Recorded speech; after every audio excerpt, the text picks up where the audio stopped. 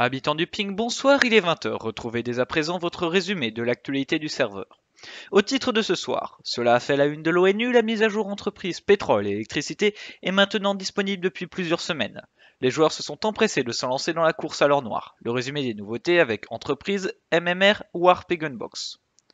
Le Tiber explose. Avec la dernière mise à jour, il n'a jamais été aussi convoité. Retour sur notre analyse de l'économie du serveur. La fin de la guerre côte-Islande. En bref, les nouveautés militaires. Direction l'Empire Féroé pour découvrir un bâtiment UNESCO. Notre rubrique habituelle sur le meilleur des builds du ping. Le ping dans les tournois MMR, un interview exclusif de Arabia, joueur emblématique du serveur qui nous raconte son expérience dans cette saison. Dans les nouveautés de ces dernières semaines, deux nouveaux types d'entreprises ont vu le jour. Les entreprises électriques ayant la possibilité de vendre de l'électricité avec un convolecteur électrique, électricité qui sera rachetée par les clients grâce à des compteurs électriques, et les entreprises pétrolières permettant de vendre de l'essence. Cette dernière peut être récupérée grâce à des pétroliers, raffinée grâce à des raffineries, puis stockée. Elle sert notamment à charger missiles et fusées. La carte est divisée en plusieurs zones, chacune disposant d'une réserve commune de pétrole, se rechargeant partiellement toutes les 6 heures. Les panneaux solaires ont également été modifiés. Un environnement booster est désormais actif. Dépendant de la distance par rapport à l'équateur, il est de 10% au mieux à moins de 500 blocs de l'équateur. Un nouveau type de panneau solaire a été ajouté, il serait 5 fois plus actif que les avancés. Deux pays ont représenté le ping dans le tournoi MMR, les îles Phalanx ainsi que l'île de Saint-Helena. Mais malgré les prouesses de nos joueurs, il a été gagné par le serveur Black. Un nouveau chat vocal a été ajouté in-game. Vous pouvez maintenant parler avec tous les joueurs à moins de 20 blocs de vous. Il faut penser à l'activer. Par défaut, il est désactivé et toutes les touches non assignées. Il y a deux manières de l'activer, le push to talk ou appuyer pour parler, et l'option appuyer pour activer. Cela a notamment permis la création d'un système d'attente staff in-game grâce au Warp Aid. Le projet lunaire a finalement été ajouté sur le ping. Vous pouvez désormais exécuter la commande /moon pour ajouter de l'argent à la cagnotte. Lorsque cette dernière atteindra 15 millions, les joueurs auront accès au Warp Moon. Dans le but de motiver les joueurs à participer, deux éléments ont été ajoutés. Un badge exclusif pour tous les participants ayant mis plus de 10 000 $, et pour le top 3, des gros donateurs, un chapeau exclusif. La Gunbox a enfin ouvert. Elle sera accessible le vendredi de 18h à 19h30 grâce à la commande Warp Gunbox. Il s'agit d'un équivalent de la PvP Box vous permettant de vous battre à l'arme à feu. Un classement des joueurs ayant le plus survécu à la fin de la PvP Box et de la Gunbox a d'ailleurs été mis en place au spawn. Passons maintenant à la partie économique. Avec la mise à jour du pétrole, le cours du Tiber a explosé. Mais ces prix ahurissants sont-ils voués à définir cette nouvelle ère du Tiber, un minerai utile devenu indispensable, ou est-ce passager? Jean-Marc, vous êtes économiste du dimanche, pouvez-vous nous donner votre avis? En peu de temps, la pénurie est arrivée et le prix a grimpé, passant de 4 000 $ à 10 000 $. Cette montée éclair du prix n'est-elle pas attendue à l'arrivée d'une descente tout aussi rapide? La demande augmente toujours exponentiellement entre serveurs et pétroliers, réparateurs et écotrons, disposant d'un vaste champ d'applications.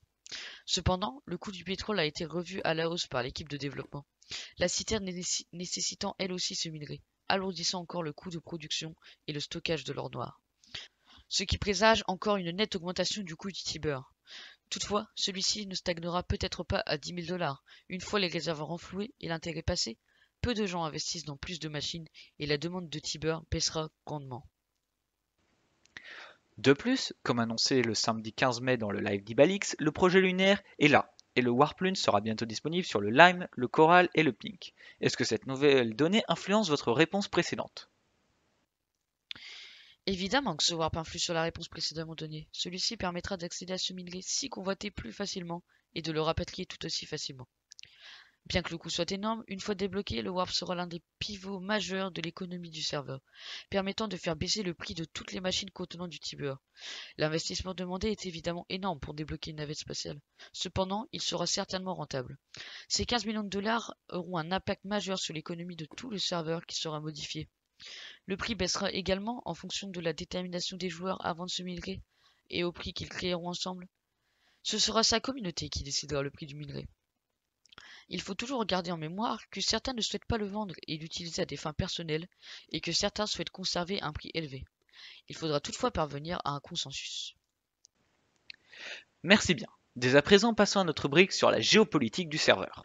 La saison MMR s'est achevée. Les finales ont accueilli deux empires Pink, l'Empire Saint-Helena et l'Empire Phalanx. Malheureusement, nos deux empires n'ont pas réussi à gagner le tournoi. Nous les félicitons quand même. En Amérique du Nord, la guerre fait rage entre l'Islande et l'Empire Côte, victimes d'un raid mater. Les îles Côtes prennent leur revanche de jour en jour sur les pertes dues aux missiles. Cette guerre a pris une ampleur mondiale après que l'Efrey, leader des îles Côtes, a réussi à faire valoir son droit quant au statut de pays tampon de l'Islande. La guerre a donc continué face à l'île Victoria. À l'échelle mondiale, ce mois-ci, certaines entreprises ont traversé une période difficile. L'Alliance Choupi s'empresse de piller et voler à tous ceux qui possèdent un patrimoine matériel tel que des serveurs ou des pompes à pétrole dès lors qu'ils ne sont pas de leur alliance.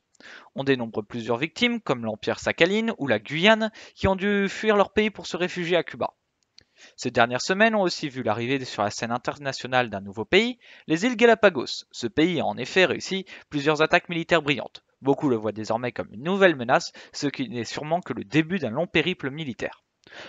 Passons maintenant à la présentation d'un build du serveur. Cette semaine, direction le duché danois.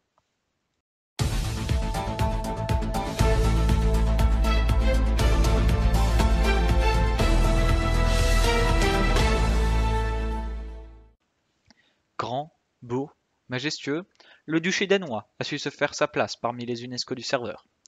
Comportant plusieurs tours, des murailles et des bâtiments, tout est intégralement Westeros. Celui-ci fut construit sur une île terraformée. Sa réalisation nécessita le travail de plusieurs personnes. Reikma, Lapinofi, Asqui, Stroman, Petit Pingouin, Cyprien 3003. Il tire sa notoriété de sa construction. Les builders ont en effet réussi à le build en une semaine à peine, conception créatif et build en jeu. Il fut validé le 2 mai 2020. Celui-ci a reçu une bourse de 3000 $, qui ensuite, avec la refonte du programme UNESCO, a vu sa bourse redescendre à seulement 800 $. D'après l'histoire officielle communiquée sur le forum, l'UNESCO a été construit pour dominer l'Europe. Le premier pays à se faire dominer sous la puissance luxembourgeoise étant la Belgique, toujours conquête actuelle du Luxembourg, la Pologne tomba aussi, puis les Francs, les Pays-Bas et enfin le Danemark. L'UNESCO fut ensuite construit sur le sol danois. Les constructeurs ajoutèrent en mot de fin que ce duché fut bâti par la force de l'amour. Aujourd'hui, l'actuel propriétaire de ce duché sont les îles Féroé. Cependant, personne n'a voulu divulguer le prix de vente. Pour notre habituelle interview, nous nous retrouvons aujourd'hui avec Arabia, joueur ayant participé au dernier tournoi MMR. Et oui, Dominique, je me retrouve donc avec Arabia qui a accordé un peu de son temps pour répondre à nos questions. Donc on va tout de suite commencer. Donc Arabia, peux-tu nous rappeler qui es-tu et quel est ton parcours sur Nation Glory? Bien sûr, et merci de m'interviewer aujourd'hui, Atlasio. Donc moi, je suis Arabia, je fais partie de la piraterie sur le pink en tant que cambusier et je suis un joueur orienté PVP sur le serveur. Donc j'ai commencé Nation Glory mi-octobre avec les îles Wangrel, puis je l'ai quitté avec un ami à moi pour m'orienter sur les guerres avec l'Empire libyen, puis je suis passé en Empire Palaos et maintenant je tiens mon pays qui est l'Empire malien juste pour les guerres. Alors pour rester sur ton grade RP, quels sont justement tes objectifs dans la piraterie? Alors j'ai deux objectifs principaux dans la piraterie, c'est d'essayer de passer second, puis si je peux capitaine pour que je puisse vendre des meilleures drogues que en tant que cambusier et de vendre. Mon deuxième objectif c'est vraiment de vendre beaucoup de drogue sur le serveur. Alors toujours pour rester dans le thème, que penses-tu de tes performances dans la piraterie? Alors je pense que mes performances dans la piraterie sont assez mitigées parce que j'ai vendu beaucoup de drogue à moi tout seul. Et le côté qui me fait un peu mouche, c'est l'activité parce que je ne suis pas super actif sur Nation Glory, j'essaie de faire de mon mieux, mais je pense que les deux balancent bien, donc voilà.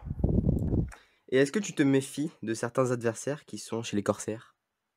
Chez les Corsaires, il y a une personne qui me fait peur particulièrement, c'est Sifano, parce que c'est une personne que je connais assez, parce que je joue beaucoup avec lui. Je connais son niveau PVP, et donc c'est un peu la personne qui me fait le plus peur chez les Corsaires, sinon après ça devrait aller. Bien, bien, bien. Et quels sont tes conseils justement que tu pourrais éventuellement donner à un joueur qui voudrait rejoindre la piraterie? Alors, si un joueur veut rejoindre la piraterie sur le pink, il n'y a pas de problème, mais il faut être vraiment déterminé, il faut aimer farmer, il faut aimer être au contact de des gens parce que il faut vendre des drogues, tout ça, etc. Et vraiment, si jamais tu as ces qualités chez toi, ben, t'es la bienvenue chez la piraterie sur le pink. Bon, maintenant qu'on ait parlé un peu de piraterie, quels sont tes objectifs sur le pink? Alors, sur le pink, j'ai vraiment deux objectifs que j'ai pas encore réalisés. C'est de tirer les deux missiles antimateurs, enfin deux T4, donc le Red Matter et l'antimateur. C'est les 2 seuls missiles que j'ai jamais tirés et les seules choses que j'ai pas encore fait sur Nation Glory. Donc ce serait tirer les 2 T4, mes objectifs sur le pink. Et est-ce qu'il y aurait un moment marquant dans ta vie de joueur sur le pink que tu pourrais nous raconter? Alors oui, il y a un moment marquant pour moi, c'est le moment où j'ai gagné le tournoi PVP d'Halloween en 2020, là, en novembre. J'ai gagné assez facilement. On m'a dit de venir faire le tournoi PVP, ce que j'ai fait, j'ai participé et je l'ai gagné et j'étais assez content de moi parce qu'on a pu gagner de l'argent pour le pays et j'ai eu droit à un PC au spawn, ce qui m'a été vraiment marquant pour moi. Bien, eh bien merci Arabia de nous avoir répondu à toutes ces questions. Pas de problème. Maintenant, on va te poser aussi la dernière question, la question classique. Un mot pour la fin? Avant de clôturer ce journal, voici les ranks des dernières semaines. La modération accueille 3 nouveaux modérateurs confirmés, Gaming Off, Mikadilo et Fatouma00. Elle voit aussi le passage de Alucard28 et Agros au rang de modérateur plus. Pour les guides, ceux-ci agrandissent leur nombre avec l'arrivée de Hacker Reported. Le journal, quant à lui, accueille Tomnix356, Kolala, Gaming Off, Justil, Crozix et Doudoudou FR au sein de ses membres. Et Zeus et Jin53 se voient promus rédacteurs en chef. Les avocats reçoivent Lolo 1304 et Hacker Reported parmi eux. Les corsaires ont le plaisir d'accueillir Lafrit Larsen et Sifano, ce dernier d'ores et déjà promu canonnier. Et enfin, les pirates voient arriver Atlasio ainsi que la promotion de Goldcat Capitaine et The Speeding second. Ils ont malheureusement aussi le regret de voir le départ de Mikfak, ancien capitaine. C'est la fin de ce journal, merci à tous de l'avoir suivi et je vous dis à bientôt pour une prochaine émission de Journal TV de la Rose Écarlate.